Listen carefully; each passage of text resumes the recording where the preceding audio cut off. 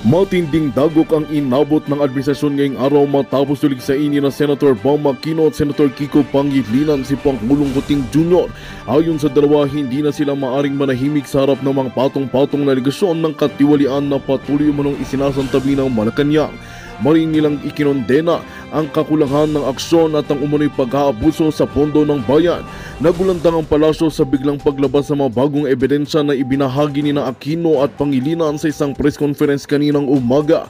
Ayon sa kanilang ulat, may mga dokumento at testigo na umano'y naghuugnay sa Pangulo sa mga questionabling proyektos at ilihim na transaksyon. Giit ng dalawang opisyal, panahon na raw para managot ang mga nasa posisyon at dapat umanong magkaroon ng malawakang imbestigasyon. Sa ngayon, wala pang opisyal na pahayag mula kay Pangulong Kuting, ngunit ilang tagapagsalita ng palasyo ang naglabas ng paunang pahayag na tinatawag ang mga akusasyon bilang puro haka-haka at politikal na taktikal lamang. Sa kabila nito, lumalakas ang panawagan ng publiko para sa katotohanan at hustisya. Asahan ang aming patuloy ng pagbabantay sa mga susunod na kaganapan upang ihatid ang totoo at ang napapanahong balita.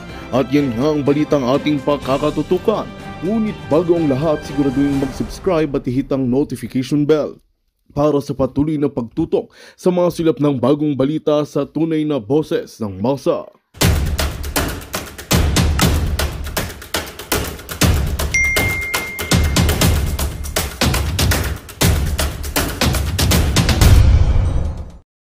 Pakinggan pa rin natin kung ano sasabihin nito si Atty. Respicio. Siyempre, Atty. Respicio yan eh. Pakinggan natin mga kabayan.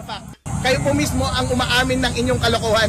Kayo ang nagpakita ng source code review report, pinakita nyo 3.4. Ang nasa makina 3.5. Ikaw mismo, Chairman George Garcia, ang umamin na pinaprocess ninyo yung mga data mula sa automated counting machine bago mag-landing sa transparency server. Sabi ninyo, kino-consolidate nyo muna lahat ng data at pinapadalhin ninyo every 15 minutes. Kaya ang sabi ng Relax, Brad. Puso mo, Brad. Huwag ka masyadong mainit. Pagka ganyan, hindi kayo magiging friend nitong si George Garcia. Baka lalo lang siyang magalit sa iyo. Kalmahan mo lang. Huwag masyadong mainit ang ulo mo, Attorney Harold Respicio. Nung kapag kapanalo mo, friend. Ngayon, bira ka na naman ng bira. Maraming salamat. Kailangan ho natin lahat na tulong na makukuha natin dito sa issue ng eleksyon. Dahil sa ayop sa gusto natin, sa mga susunod na panahon, magkaka-election pa rin ho tayo. Kagaya na sa 2028, presidential ho yan. At kung sakaling yung Miro system pa rin ang gagamitin natin, ako, malamang sa malamang, marami na naman hong mahuhusay ang kakalkal sa mga boto ng sambayan ng Pilipino. Balik ho tayo sa manual counting. Automated, sabayan natin ng manual. Ang hirap po kasi dito, pagkapasok mo sa makina, hindi na ho natin malaman kung talagang nabasa yung mga boto natin. Tuloy mo. Panas dapat diretso papunta sa COMELEC server, diretso papunta sa transparency server, para nga. Hindi. I-consolidate pa nga. Pagka hindi kinonsolidate, paano maisisingit yung pangalan nitong si Bam Aquino at nitong si Kiko Pangilinan? Kasi dapat mula sa provincial hindi na dapat dadaan yan doon sa consolidation server o kung anong server pa rin. Kasi yung consolidation, kumbaga i-consolidate muna lahat doon, ipunin tapos babagsak.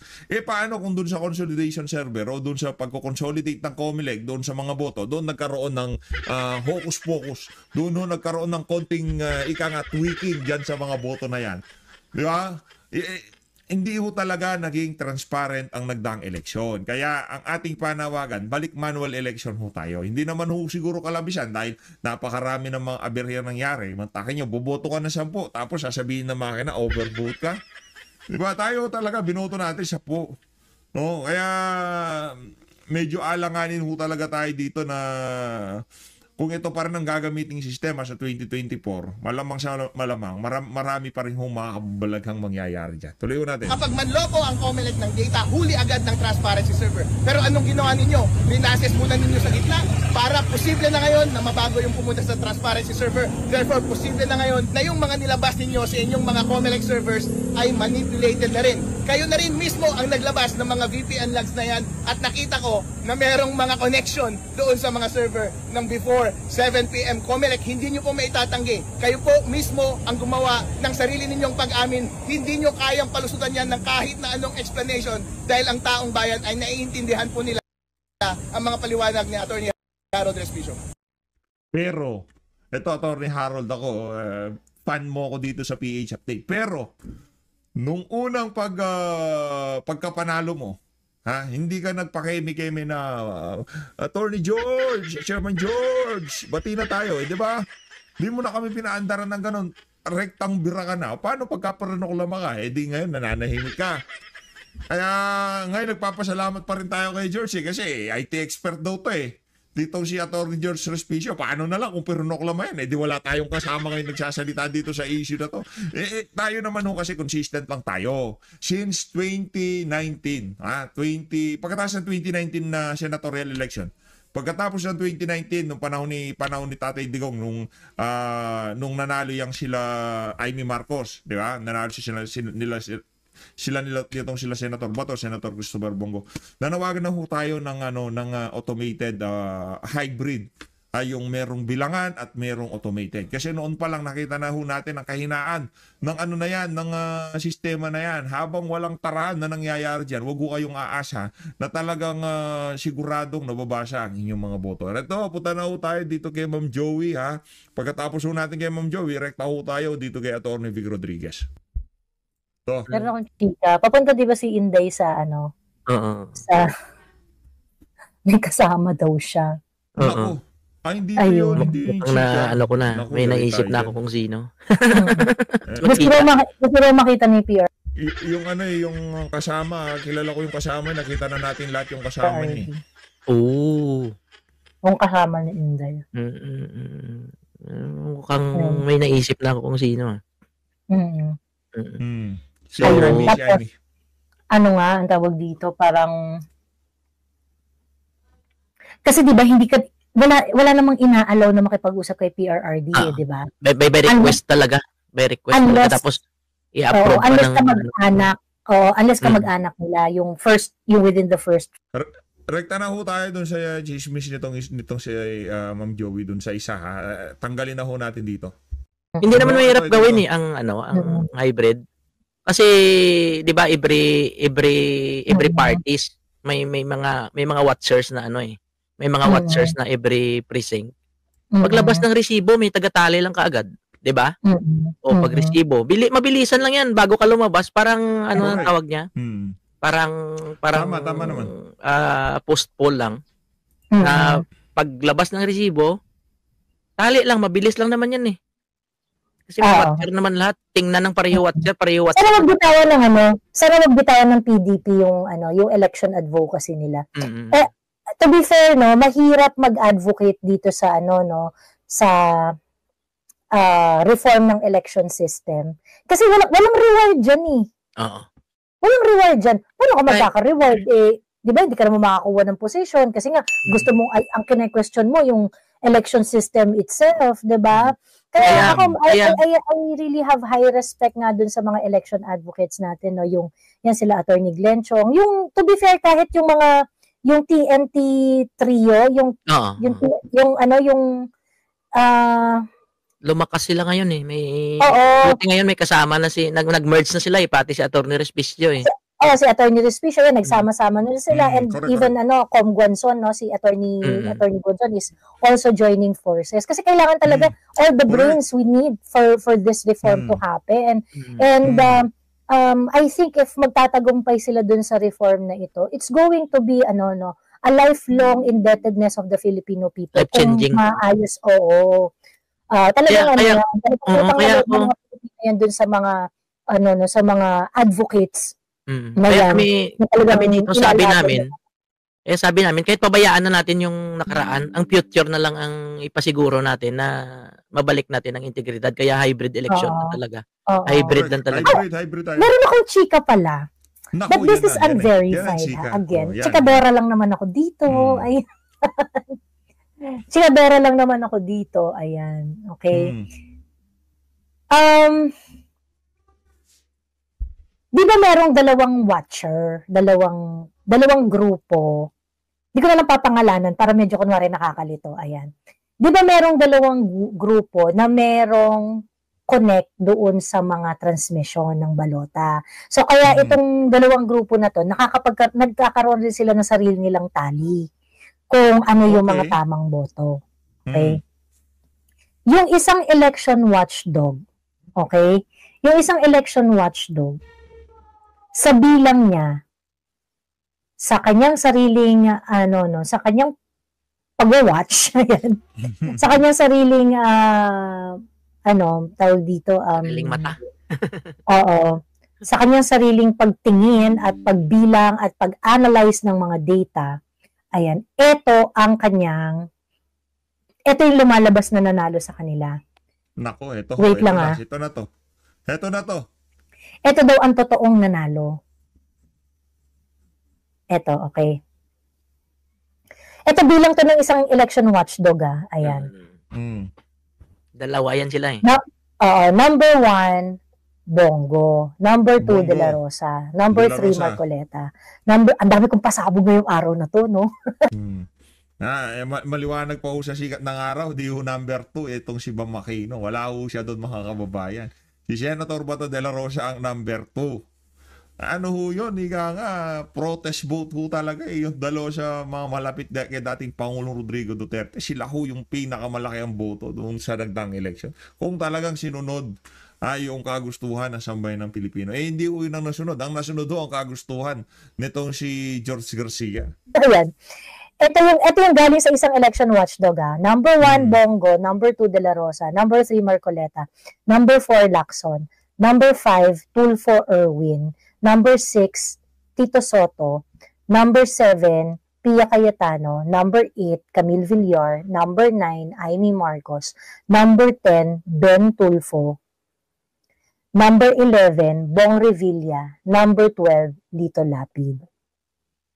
Walang Kiko Bam. Walang Kiko Bam. Walang Kiko Bam. Si Kiko Pangilinan ay number 16, si Bam Aquino is number 14. Number 13, si Abby Binay. Ayan. Si Ginny Bondoc is number 16. Ayan.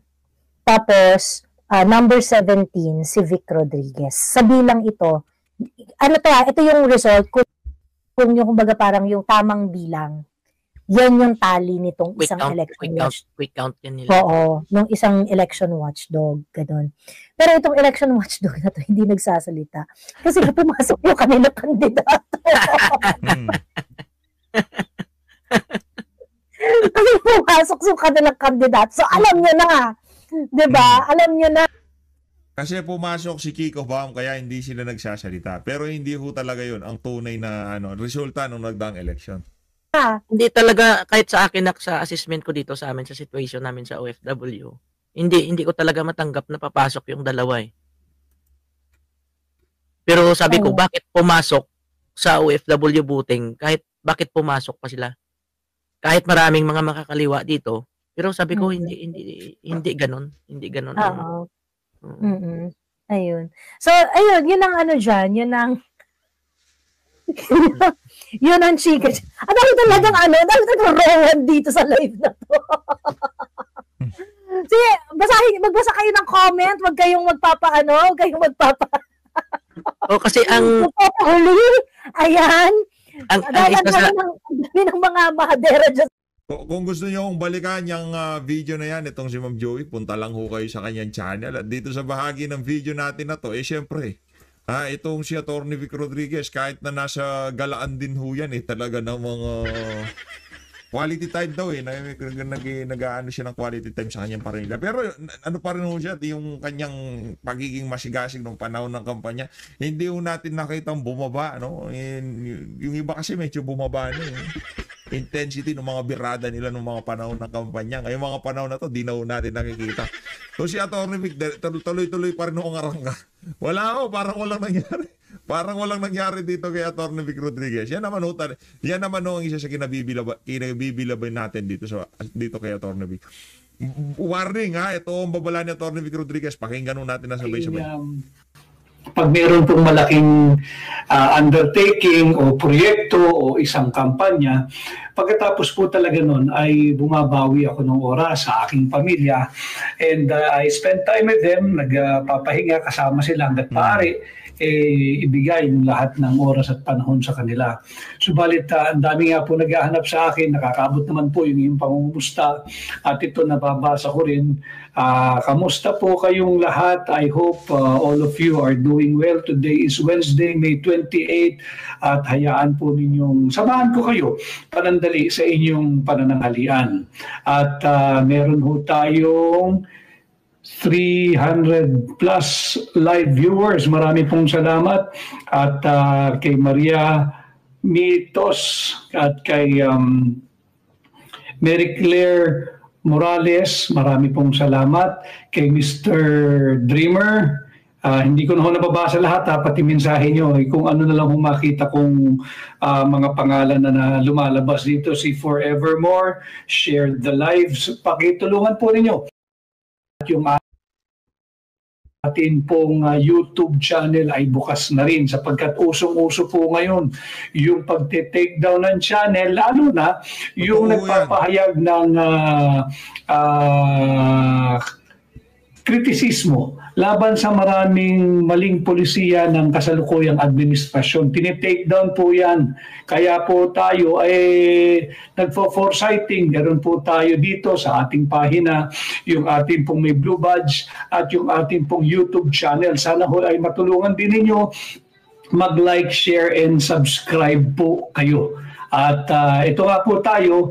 At sabi ko po sa inyo, last week pa, cosmetic change. Sabi sa inyo cosmetic change. Hanggang ngayon, isang linggo na, wala pa rin makikitang makabagong pagpapalit. Diyan sa ikinagalit ng palasyo ng Malacanang, doon sa aking naging pahayag na pakitang tao o cosmetic change lamang. Iyang sinasabing reboot o revamp. Anong reboot o revamp? Yung nagbigay ng zero funding sa PhilHealth, intact po sila. Yung nagsalaula sa ating 2025 national budget, wag po niyong kalilimutan, intact po sila. Yung kumuha ng 60 billion pesos ng PhilHealth last year, intact po sila.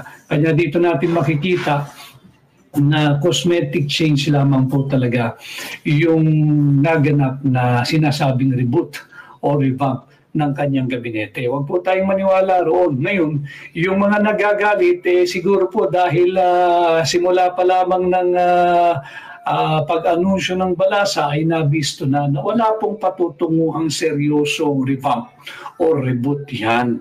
Sapagkat yung mismong problema, yung mga nagpapirma kay Bongbong Marcos ng illegal, invalid, unconstitutional 2025 national budget, intact po sila Yung nagbigay po ng zero funding sa PhilHealth ngayon 2025, intact po sila. Yung kumuha po ng 60 billion pesos na pera ninyong mamamayang Pilipino ng ordinaryong manggagawang Pilipino, intact po sila. At dito nga po sa ating pahinang Tinig, Maisog, maganda po yung naging column ni Bobby Tiglao. Pakisubaybayan po ninyo, pakibasa po ninyo yung travel warning ng Estados Unidos. Itong pinagbibida na matagal na raw nating alyado, pinaglalaban tayo, nag-issue po ng travel warning na wag biyahe dyan sa Mindanao. At ikinagalit naman, syempre, ng aking primo, si Congressman Rufus Rodriguez ng Cagayan de Oro City. At sinasabi nga niya, huwag tayong padalos-dalos. Bakit nag-issue ng travel warning? It will impact on the tourism ng ating bansa.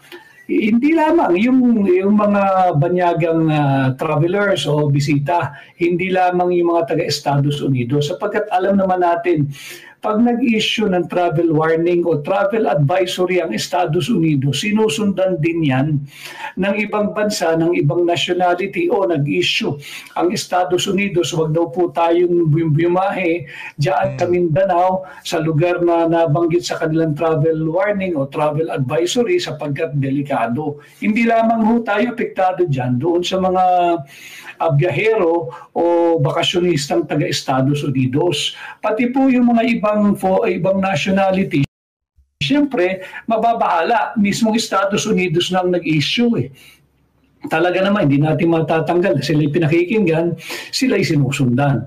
Ganun din, it will also have an impact on our domestic tourism, yung ating mga domestic travelers. Sapagkat mangangamba, meron pong travel warning eh. Bagamat wala naman pong malalang kaganapan except meron daw pong civil unrest. Dapat yung civil unrest na yan inilagay sa tamang konteksto.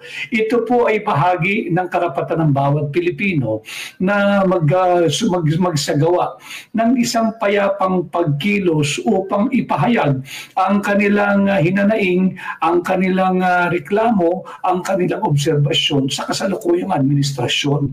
Hindi po yan yung civil unrest na may mga armado na humihinging pabagsakin ng gobyerno. Hindi po. Ito po yung payapang pagkilos ng mamamayang Pilipino. Bunsod ng pangingidnap kay Pangulong Rodrigo Roa Duterte.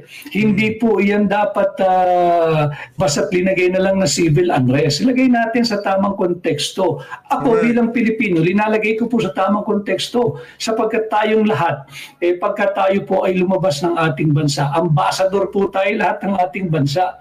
At mahalaga na kayo po ating mga kababayan ay maging bahagi ng ating pakikipag-ugnayan sa inyo every now and then, nang sa ganon, kung sino man po ang lalabas, whether overseas Filipino workers o yung pong mga Filipino migrants o Filipino travelers kung saan man pong bahagi ng mundo, you must be able to explain to whoever foreigner from whatever country or whatever nationality na baka matanong po kayo totoo ba na mayroong civil unrest sa inyong bansa? Talaga bang hindi dapat bumahe at magpasyal at bumisita at makita dyan sa Mindanao?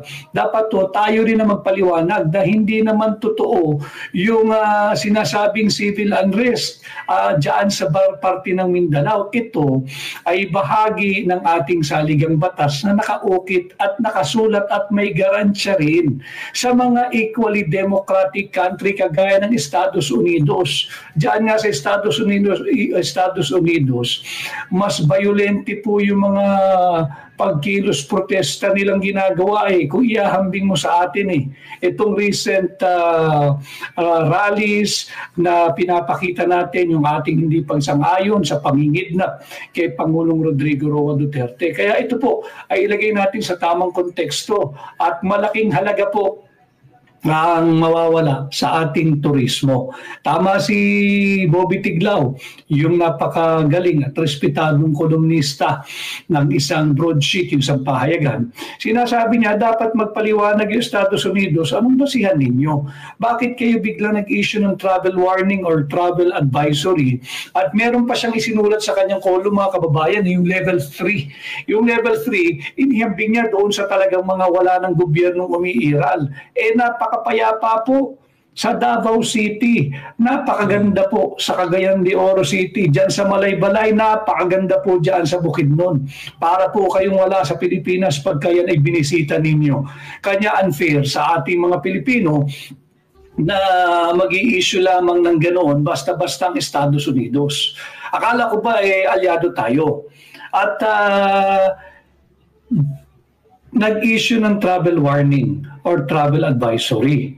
Pero sige naman sila padala ng sundalo nila rito. Sige sila padala ng mga gamit pang digma nila dito. Sige sila padala ng mga yung malalaking missiles nila na kayang umabot sa ating kapitbahay na China. And speaking of China, marami pong dalawang credible information po ang nakarating sa akin na patuloy na mag-i-escalate yung naratibo ng gobyerno at ng mga kanilang propagandista na yung mga nagpapahayag po ng hindi pagsang-ayon sa maraming maling polisiya ng gobyerno, they will brand it as pro-China.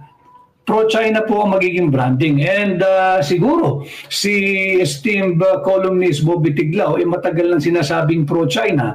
At ako raw po, ayoko namang gawing bahagi ng istorya ko ang aking sarili sa aking pakipag-ugnayan sa inyo. Pinapabot ko lang mo sa inyo na may nagsabi na sa akin, tayo raw po ay kasama doon sa mga personalidad na ibabansagan o tatatakang pro-China. Hindi po ako pro-China. Ako po ay pro-peace. Yan po ang ako po ay pro. Tayo rin ho dito sa PHFD, kailanman ho hindi ho tayo magiging pro-China, ha? Hindi ho, kailanman hindi ho tayo magiging ganyan. Tayo pro-peace, ha? Para ho tayo sa kapayapaan, para ho tayo sa kaunlaran. Ngayon, kung gusto natin umunlad, kung ano ang tinatamasa ng mga karatig bansa natin, sa ekonomiya ng mga bansang higante sa mga karatig bansa natin, makinabang din ho tayo kagaya ng ginagawa ng Vietnam, Indonesia, Malaysia, Thailand, kung paanong pagtitake advantage doon sa napakalaking bansa na malapit lang sa ating dito sa lugar sa Asia, talagang kinakapitalize ho nila yung advantage na yon. Tayo naman, imbis na i-capitalize natin, dikit ho tayo ng dikit doon sa bansa na tipong ang layo sa atin at di natin na malaman kung bakit itong administrasyon na to sa bagay. Meron nga pala silang frozen goods and vegetables sa Estados Unidos na kailangan ma-unfreeze, kaya kailangan nilang ibigay lahat ng gustuhin ng Amerika dito sa administrasyon itong si Marcos Jr. Kailanman hindi ho tayo magiging pro-China. Pro-Philippines tayo dito, mga kababayan. Pro-peace, pro-kapayapaan, pro-Filipino. Hindi po ako pro-US, excuse me. Hindi rin ako pro-China. Ako po ay pro-Filipino. At yung mga bumabay. Lalong-lalo nang hindi ho tayo pro-war dito dahil meron ho tayong mga anak na ang tanging meron tayo Pilipinas. Hindi ho kagaya ng mga mayayaman dyan na inuurat ho nila yung issue na yan na talagang kulang na lang gusto na ho nilang magkaroon ng digmaan. Hindi ho natin, para makapagdeklara sila ng mga bagay-bagay na nadeklara ng mga nakalipas na panahon dahil nagkaroon ng ganyang klaseng problema. Yung playbook na yan, strategiya ho yan ng mga Marcos, ng mga bangag, di ba? Yung si Marcos Sr., nagdeklara ho siya noon kasi hindi ho basta-basta pwede magdeklara ng ganun pagka hindi na-fulfill yung mga kondisyon na nakabase sa ating saligang batas. Ngayon, kailangan ho nilang ipilit na ma-fulfill yung yung isa sa mga kondisyon para madeklara yung bagay na yan na talagang para ma-solidify itong si Marcos Jr. sa kanyang pwesto. Yun lang naman ho yun, mga kababayan. Hindi ho sa interes ng Pilipinas. Hindi ho sa para makuha natin yung mga para sa atin dyan sa mga pinag-aagawang isla na yan. Hindi ho. Kung sakaling magkaroon ng problema, maidideklara niya na yung bagay na tagal-tagal niya nang gustong maideklara. At kung sakaling ideklara niya yun nang wala sa oras, nang kulang ang mga dahilan, babansagan siyang diktador. Babansag at ang ating mga kababayan magpa-flashback sa utak ng ating mga kababayan yung ginawa ng matandang Marcos at hindi ho magandang imahe yun para dito kay Marcos Sr. Kaya kung kailangan niya, kung magdideklara man siya ng bagay na yun, dapat talagang yung rason pagkakasunduan ng sambayan ng Pilipino o magiging popular sa karamihan ng mga Pilipino. Kahit ano pa yung dahilan na yan, kahit ano pa yung dahilan na yan, basta dapat maging katanggap-tanggap sa sambayan ng Pilipino. Kung yan hindi katanggap-tanggap, hindi ho nila gagamitin yan para ideklara yung gustong ideklara nitong si Marcos Jr. Dito sa naratibo na pagka nagpahayag ng pagbati ko sa gobyerno sa pagpapahintulot sa paglaganap ng base militar ng Estados Unidos sa ating bansa at pagpapahintulot na ginagawang forward military or operating base ang ating buong bansa ng Estados Unidos at ang kanilang pag-escalate ng friction diyan sa China, sinasabi po nila agad na pro-China. Hindi po, ako po at maraming kagaya ko, kagaya ni Bobby Tiglao, kagaya nila Daniel Long, kami po ay pro-Filipino. Ayaw po namin ng digmaan at alam ko, ayaw nyo rin ng digmaan sapagkat wala pong nananalo dyan. Paramihan lang ng namamatay at mamamatayan dyan sa digmaan na yan. Kaya po natin tinututulan, linalabanan ang pagpapalaganap ng US military bases sa ating bansa. Ilinalagay lang ho natin sa tamang konteksto. Dahil po nag-travel warning ang Estados Unidos, turo lang po ng turo yan pero hindi nila silipin ang kanilang sarili. Ano ba ginagawa ninyo sa aming bansa? Bakit patuloy kayo nagpapadala ng sundalo, nagpapadala kayo ng armas milita, ng armas pandigma, ng gamit pandigma? Nariyan na. Dire-diretso ko lang ho itong si Attorney Vic, no? Wala na ho tayong masasabi sa mga punto de vista nitong si Attorney Vic. Tuloy-tuloy lang ho natin. Pakinggan nyo ho yung mga babala nitong si Attorney Vic Rodriguez dito sa video na to. Tuloy-tuloy lang ho. Nakakalat na ang mga base militar ng Estados Unidos sa ating bansa.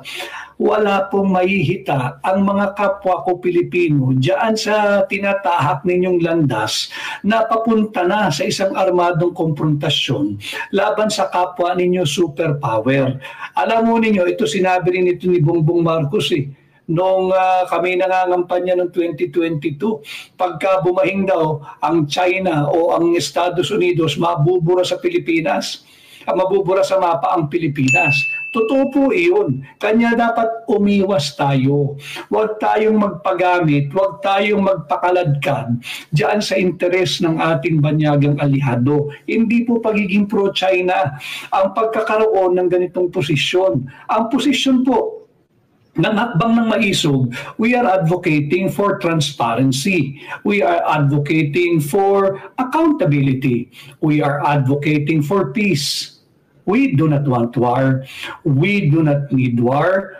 War will only bring us endless suffering. War will only result to millions of death sa ating mga Pilipino, whether tama ng bala o tama ng nabagsakan ng bomba or gutom. Unahin po muna natin yung food security. Unahin po muna natin, napapakain natin ng murang bigas ang ating mga kababayan. Huwag po tayong tumahak dyan sa laro ng Estados Unidos. Delikado po iyan. Delikado yan sa ating mga Pilipino. Delikado yan sa ating mga kabataan. Delikado rin yan sa mga darating pang salinlahi. Marami pong problema ang ating bansa. Kanya, ilagay natin sa tamang konteksto sana yung naging travel advisory o travel warning ng Estados Unidos.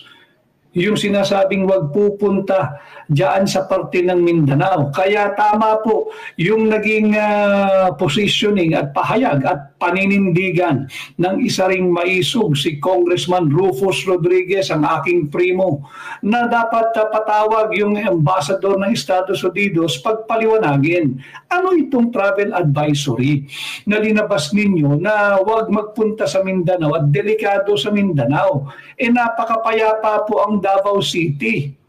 Ang ganda po sa General Santos. Galing lamang po ako doon last week kung saan ako ay nakibahagi sa simpleng Thanksgiving ni Congresswoman Shirley Banyas na nanalo po bilang kongresista. Kasama ko yung mga mamamayan doon at sila'y nagdiriwang. Payapa po at tahimik At ganun din po sa Davao City. Galing din po ako doon. Galing din. Magandang balita ang hatid namin sa inyo ngayong araw. Sa pagtatapos ng aming balitaan, nagbigay kami ng mga mahalagang impormasyon.